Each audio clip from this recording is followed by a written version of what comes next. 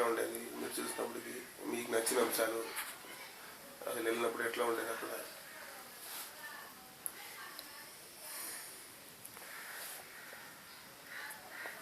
నేను వాళ్ళ ఇంటికి పోయేటప్పటికి మా అమ్మగారు నడుస్తుండదు బాగా. మా వడ్డించిన కూడా వడ్డించింది. ఆ తర్వాత పిల్లవాడు బిడ్డ మాయ కావాలి, నాకు బాగా లేకుండా పెట్టడం అయిపోయింది. ఇంట్లో పరిస్థితులు మనకేం తెలియదు. ఇంకా మీ అమ్మకి తీసుకుంటే లోపల కూర్చొని అమ్మగా చేస్తే మాట్లాడుతుంది. మేము బయట కూర్చొని కాదంటే ఎక్కువసేపు మాస్టర్ దగ్గర కూర్చొని ఉంటాం. ఆమె ఏ పనులు మస్తు అయ్యేది.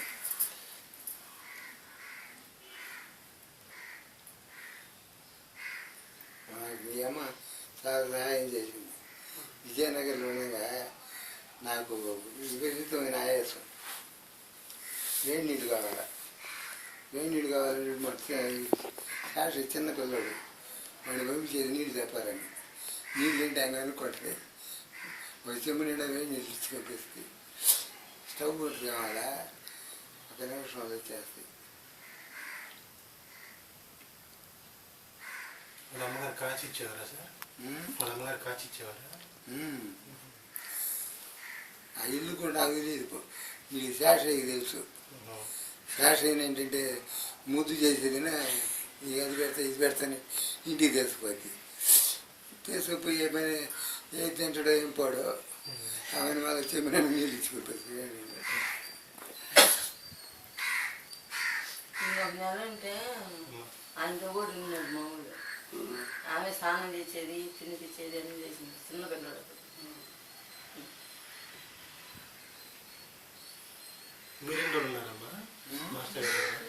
ఎప్పుడైనా పోయి రావటమే. ఇంక ఆయాసినప్పుడు 12 రోజులు మీరు కూడా స్టవ్ ఎత్తుకోవేమో ఆయనకి మందు ఇస్తుంది మా కాదు డాక్టర్ మనకి 12 రోజులు మాస్టర్ ఇంటి పక్కన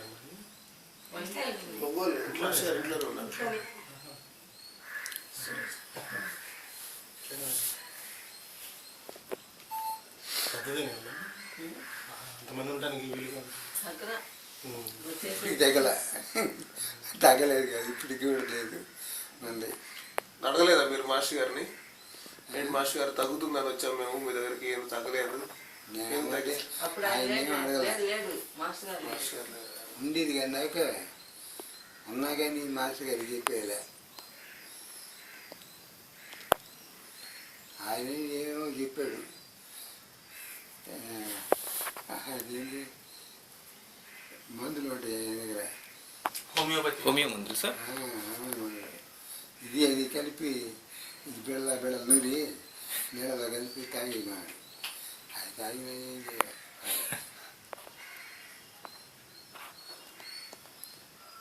మీరెందుకు సార్ అడగలేదు? మీరెందుకని అడగలేదు సార్? ఏమని అడిగేది? దెబ్బ ఎగిరిపోయి అడిగేదా? అదే సార్, ఎందుకు అడగలేదు అంటే ఆయనకి తెలుసు కదా, ఆయన తగ్గిస్తారు, ఆయన తెలియదు అని అడగలేదా? లేకపోతే చూస్తానే ఆయన మళ్ళీ చెప్పేది ఏంటి ఆయనకి? ఆయన యథార్థం కూర్చొని అంటుంటే అంటున్నా ఆయనకి తెలుసు కదా మనకి అది బాగలేదని. నేనేం అడిగల.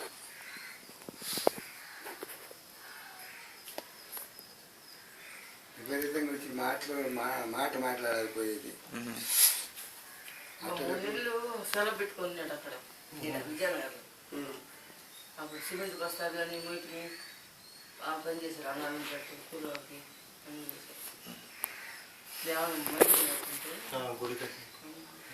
సిమెంట్ బస్తాలు ఆటోలో వేసుకొని అంత చేస్తూనే వచ్చింది.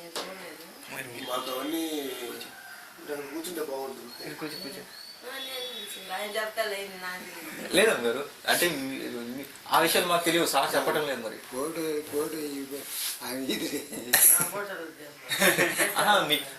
మీ శబ్దం వినపడుతుంది ఇందులో, అందుకని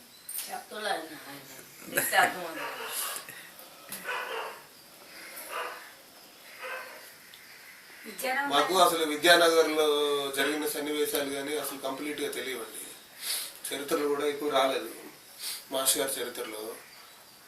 ఒకటి ఏంటంటే ఆయన అసలు ఎట్లా ఉండేవాళ్ళు, ఆయన తీరు ఎట్లా ఉండేది అంటే చాలా గంభీరంగా ఉండేవాళ్ళు. విద్యానగర్లో ఉండగా మీరు పుస్తకంలో రాశారు, నాకు తెలిసిన మాస్టర్లు కూడా రాశారు.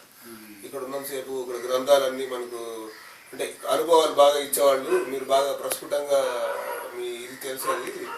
అక్కడికి వెళ్ళిన తర్వాత ఒంగోలు వెళ్ళిన తర్వాత ఏంటి మాస్టర్ గారు ఇవ్వట్లేదు అని మీరు ప్రశ్న కూడా వేయడం, మాస్టర్ గారు దానికి సమాధానం చెప్పడం.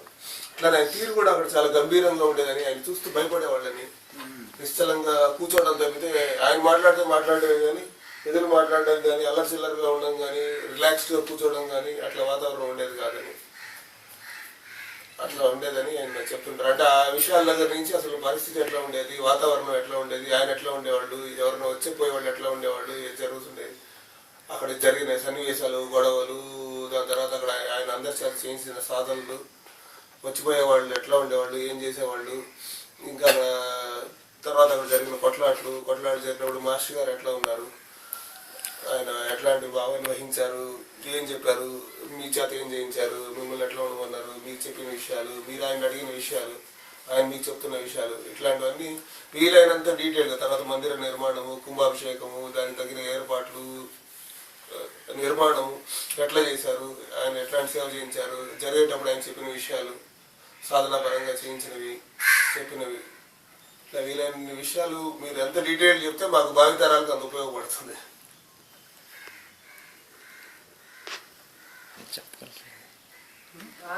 అంత ఎక్కువ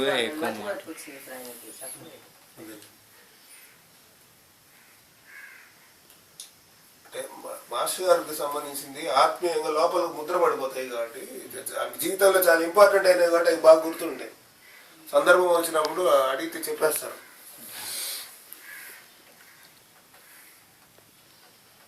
ఇక్కడ అన్నాలయం ఉండి పెట్టిల్లను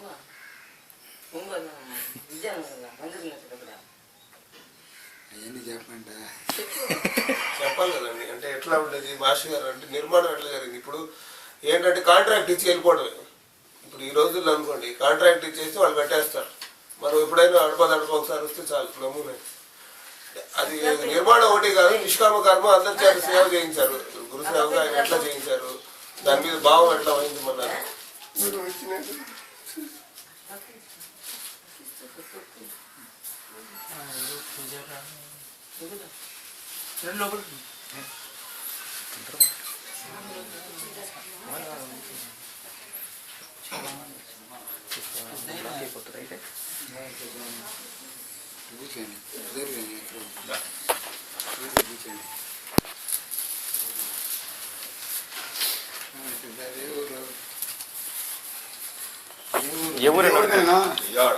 జవాడు మీకు తెలుసు. నేను లోపల సాయంత్రాలు వచ్చాను మన దగ్గరికి.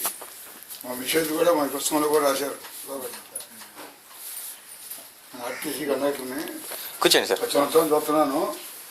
ఏంటి చూసేద్దామని చాలా అయిపోయింది. మన ఉదాహరణ వచ్చిందే చూసేద్దామని ఇటు వచ్చారన్నమాట. సార్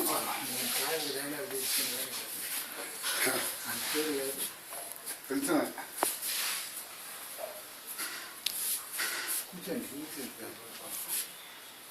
ఇటు వచ్చాను సార్. కూర్చొని అటు పక్క అడ్డుకుంటారు. ఇటు వచ్చి కూర్చోండి. పైన కూర్చోండి సార్. వాళ్ళు పోతే మాట్లాడతారు.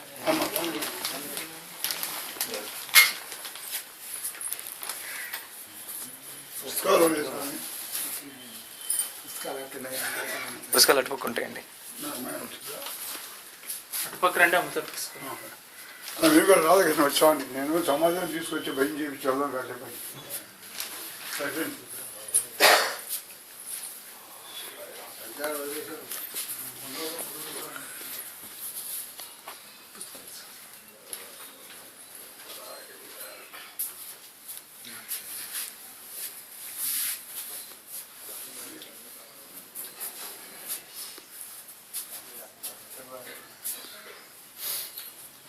మీ గురించి ఒక వ్యాసం రాశారు కదా మాస్టర్ గారు.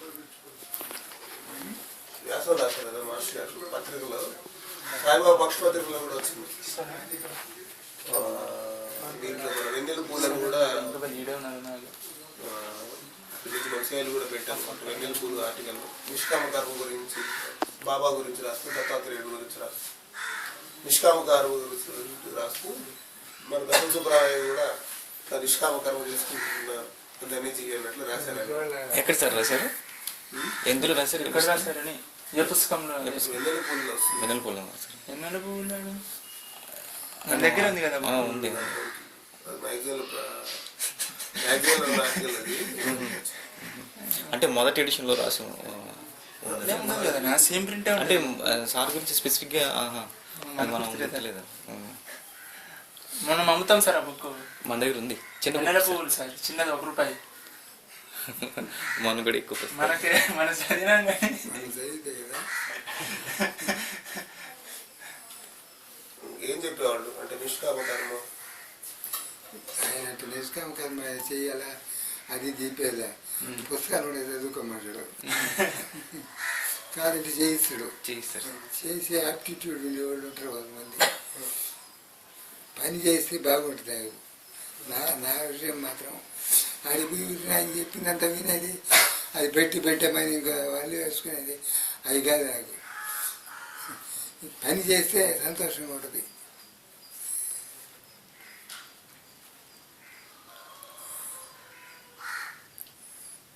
అప్పుడు చెప్పండి సార్. చెప్పు. అంటే ఇప్పుడు మీరు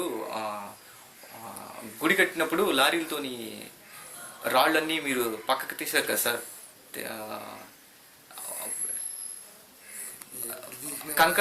కంకర తీయించమని, అంటే అడ్డుగా ఉన్నాయని చెప్పి లారీతోని అంటే ఏదో గోడ పడగొట్టిందో ఏదో మొత్తం మీద రొద్దంతా తీయించారని చెప్పారు సార్. తీశారని చెప్పారు సార్ మీరు. మళ్ళీ ఎక్కువ మందికి వంటలు వాళ్ళందరూ పనిచేసే వంటలు ఎక్కువగా చేసేవారు అని చెప్పారు సార్. వంటలు అంటే ఆయన నెట కనిపెట్టినాడు, సుబ్బరాయ వంట చేస్తాడు. అన్నము రాత్రి పూట ఇసురు పెట్టేస్తాను అలా ఉన్నప్పుడు పోయేది. అది నా ఫోటోలు అన్నం అండా పెట్టేస్తున్నాడు. నీళ్ళు తెల్లిపోతా ఉంటాయి. ఎందుకంటే ఎవరు చూస్తే బియ్యం వేసిస్తే అన్నం అయిపోద్ది. పచ్చళ్ళు చారు అన్నీ ఉండి పెట్టేస్తాను నేను. వంట చేసేదాన్ని మనం అండాలంటే వండిస్తాం. విద్యానం కదా కానీ పొంగల్లో కానీ. అప్పుడు బలం కూడా అట్నే ఉంది. బలం కూడా అట్నే దినసాలు బాగా రమ్మని నేను పిలిచాను అనుకో, నువ్వు ఆడ ఎడంకాలు కుడికాలు లెక్క పెట్టుకుంటుంటే ఈ లోపల కట్టేది గోతం పట్ట చేసేది. ఇంచుమించు ఎంతమందికి సార్ వండేవారు అప్పుడు? ఎంతమంది తినేది, 10 మంది 20 మంది లెక్కలే. వస్తుంటే మళ్ళా పడుతుంది. కూడా వంట చేసి పెట్టాడు. ఏదైనా మాస్ గారు పంపించేవాడు. ఎవరిని వస్తే మాస్టర్ గారు సార్ దగ్గర పంపించారు. వండేది ఎంతమంది అన్నా రాని వండి పెట్టేసేది. కూరలు ఉప్పు చూడమంటే ఆడవాళ్ళు మా తెలియదు మీరేం ఆడవాళ్ళని అడిగేది. ఆయనే చేసేస్తాడు, బాగానే ఉండేది. వాడు మొహం పడతారు, మనం చెప్తే ఏమవద్దు, అది ఎక్కువ తక్కువ అయితే మళ్ళా మన కోసం మాట అని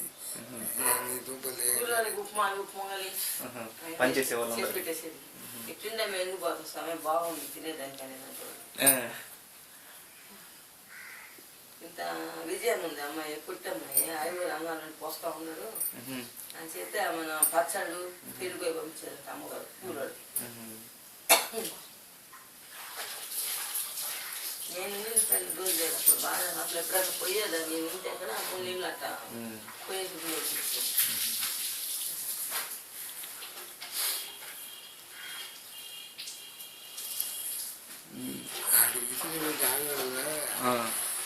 ముగ్గురు బాగా దగ్గరికి వచ్చి పని చేస్తారు. కానీ వాళ్ళ గుండె తెగులేందంటే ఇంత ఉప్పు సరిపోయింది చూడండి పెట్టా చెప్పరు. తెలియదయ్యా మొత్తం మాట నాకు తెలియదు.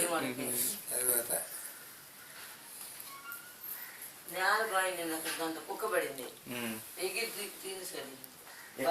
బావిలో దూకా సార్, దూకి తీసేసారా సార్? మీకు ఈత వచ్చి సార్? విజయనగర్ బావిలో గుడి బావి. ఆ బావి లేదు ఇప్పుడు. ఆ బావి బూట్ చేసి పక్కన పోయినది మళ్ళీ ఇంకోటి. ఇక్కడికి వచ్చినప్పుడు కూడా సొంకడ వాళ్ళ తగులు పెట్టుకుంటే బావి మీద నీళ్ళు చేసిపోసేది కట్లు కుట్టేది అన్ని చేసేవాడు వాళ్ళకి. ఆ తులసి మటుకు ఏంది నువ్వా అమ్మో అమ్మ ఏమవ్వా నేను ఏంది అనేది ఇక్కడే మాట్లాడు మీరు ఇక్కడికి వచ్చారు, వస్తుండేది నేను ఆయనతో పాటు. మీ మాట ఏం పడుతుంది? మాట వినబడలేదు.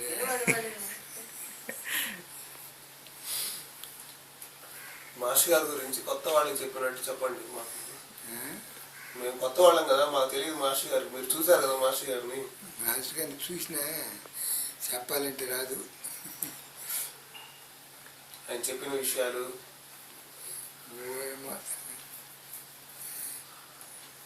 ఆయన చేసుకుని అందరికీ ఉపయోగపడే విషయాలు, మీకు నచ్చిన అంశాలు, ఆయన గొప్పతనం, ఆయన విశిష్టత. ఆయనకి కోపం అనేది ఎప్పుడు రాదు మాస్టర్ గారికి. ఎంతమంది వచ్చిన అందరిని పలకిస్తారు. మా ఇంట్లో అందరం పోయామనుకో నన్ను కానీ మా శాస్త్రిని కానీ మా సొంత అందరినీ పలకిస్తారు. అందుకు వెనకోటి కూర్చోమంటాడు, ముందు వాళ్ళు కూర్చోమంటాడు, కోపమే రాదు. అది నాకు తీసుకుంటాను.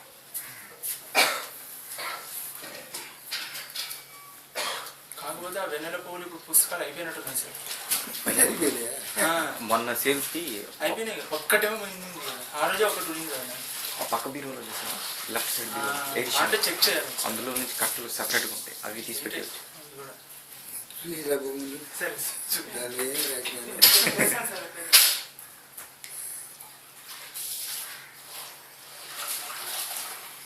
నా మాట చెప్పేసాక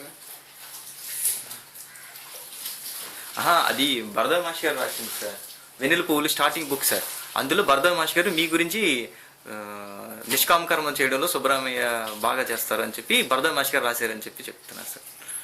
అది భరద్వాజ మాస్టర్ గారు వెంకటస్వామి వారి గురించి రాసిన పుస్తకం సార్, చిన్న పుస్తకం, స్టార్టింగ్ బుక్.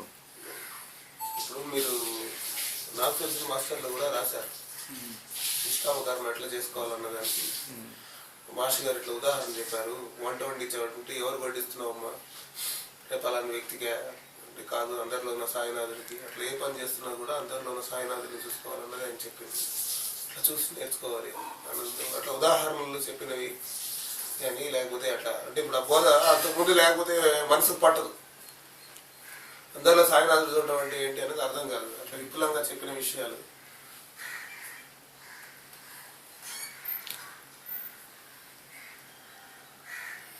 అందరిలో సాయం చేయడం మనం అనుకుంటే కాదు. మాస్టర్ గారు ఎట్లా చూస్తున్నాడు ప్రతి వాడిని అంటే అప్పుడు తెలుస్తుంది మనకి మాస్టర్ గారు సాయిని ఎట్లా చూస్తున్నాడు అని.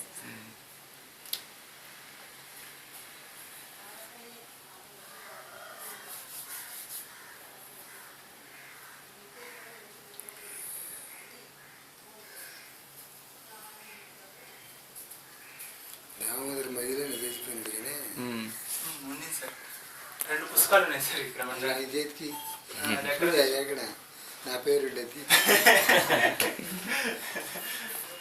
సహాయ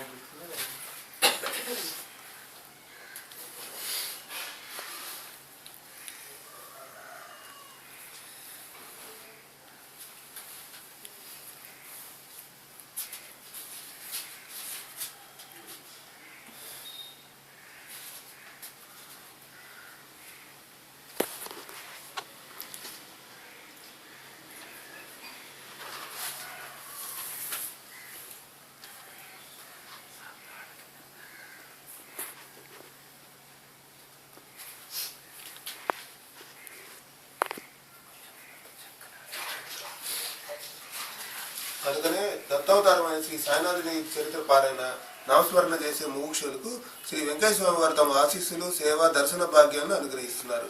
అట్టి ఆత్మజ్ఞాని అయిన సద్గురువును శరణు పొందడం వల్ల ఇహపర శ్రేయస్సు అవసరమైనదంతా అదే సమకూరుతుంది. ఇది చిరంజీవి ప్రసన్న సుబ్రహ్మణ్య విషయంలో కూడా ఎలా నిజమైందో తర్వాత చూస్తాం. ఈ ధర్మ సూక్ష్మాన్ని మరిచి సద్గురు సేవను అశ్రద్ధ చేసి కేవలం దేవతారాధనలో మనగడం వల్ల మత ధర్మాలన్నీ యాంత్రికము, లాంఛనప్రాయము అవుతున్నాయి. దైవారాధికుడు ముముక్షువు సాత్వికమైన దైవ సంపద కలవాడే రామకృష్ణ పరమహంసను తోతాపురిని జ్ఞానాన్ని ఆదేశించినట్లు దైవం సద్గురువుని ఆశ్రయించమని ఆదేశించడం జరుగుతుంది. ఇక్కడ ఒక చోట వచ్చింది జనవరి 8 సార్. మళ్ళీ వస్తుంది. అట్టి అనుగ్రహం ఈ మహనీయుల వలె రోజులు, పేజీ నెంబర్ 10లో, ఈ మహనీయుల వలె రోజుల తరబడి రాత్రింబవళ్ళు అరిచి మానవాళికి తన చివరి సందేశం అందించిన మహనీయుడే లేడని చెప్పాలి. మానవాళిని ఉద్ధరించేవి ఈ 5 సూత్రాలని ఈ మహనీయుల నిర్ణయం: సత్యం, ధర్మం, సంపన్నత్వం, సాధారణత్వం, సద్గురు సేవ.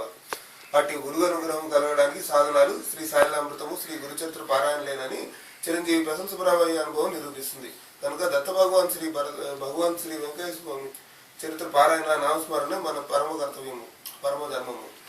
మహనీయుని ఆశ్రయిస్తే మన లౌకిక సమస్యలేమీ కావాలన్నా ఆందోళన మన నీడలా భయంలా వెంటాడుతుంది. అందుకే మనకు గట్టి అవకాశం ఇవ్వకుండా వారి లౌకిక సమస్యలను కూడా అవలీలుగా దాటి వేస్తారు. ఇక్కడ ఒక చోటు వస్తుంది. అంటే సార్ అమ్మాయికి జాబు ఇప్పించి అది కూడా ఉంటుంది అందులో. అది లీలా లీలా. కానీ ఇక్కడ చెప్పడము లెర్నింగ్ నిష్కామ కర్మ అంటే సార్ ఉదాహరణగా చెప్పారు అనే దాని గురించి చెప్పడం ఇక్కడ. అది ఎక్కడ వచ్చేసి సార్ అని అడిగింది.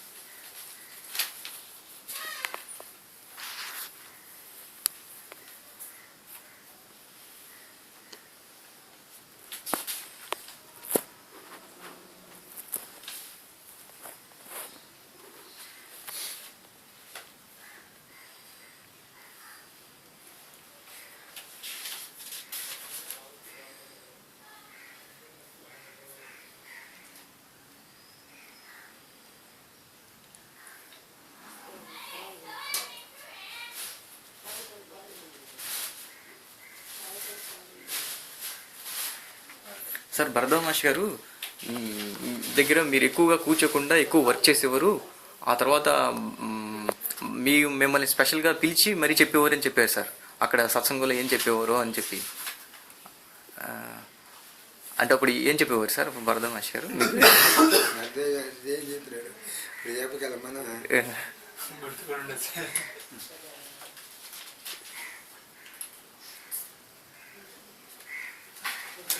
ఎందుకంటే పుస్తకాలు కూడా చదువుతాను కదా సార్.